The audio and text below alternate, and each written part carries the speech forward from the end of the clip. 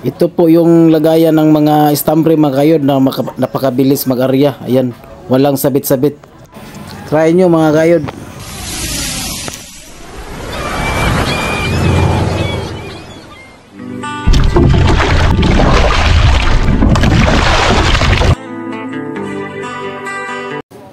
Pamain po ng tamban yung gawin natin. Yan ang kawil natin na yan, oh.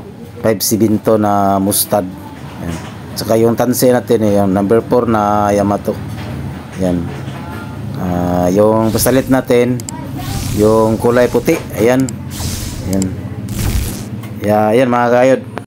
Abangan nyo ang paggawa ko nito. Magandang pamain to sa tamban. Mabisa talaga. Yan. Ito po yung ginagamit ko nung una. Kaso lang yung mga gamit ko, medyo may kalawang na, kaya nagawa ko ng bago para makagawa naman tayo kasi magpipishing tayo ng tamban. Ipakita ko sa inyo ang actual na paggamit ko dito sa laod. Ayan, yung paghuli natin ng tamban. Kung gaano talaga siya kabisa mga kayod. Ayan, tingnan nyo yung video.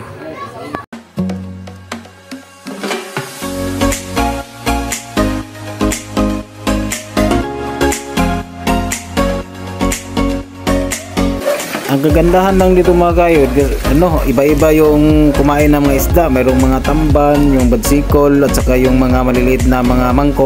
Yan, yan yan talaga yung mga kumain na mas maganda.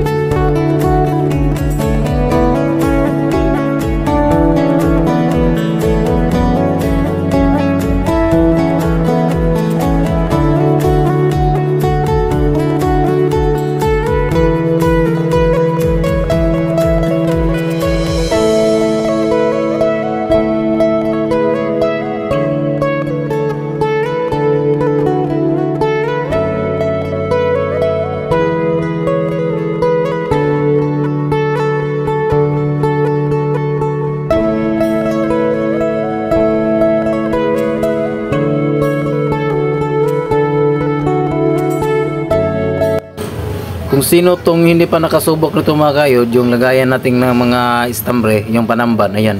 Ibang-iba, kaiba to nga klase na lagayan, ayan Ayan maganda to. Kung sino pang hindi pa nakatry ito, gawa nito, maganda to i-arya. Pag mag-arya ka nito, ayan, maganda, hindi siya magka-bulbul, hindi siya magkasabit-sabit, Mabilis yung mag-arya mo.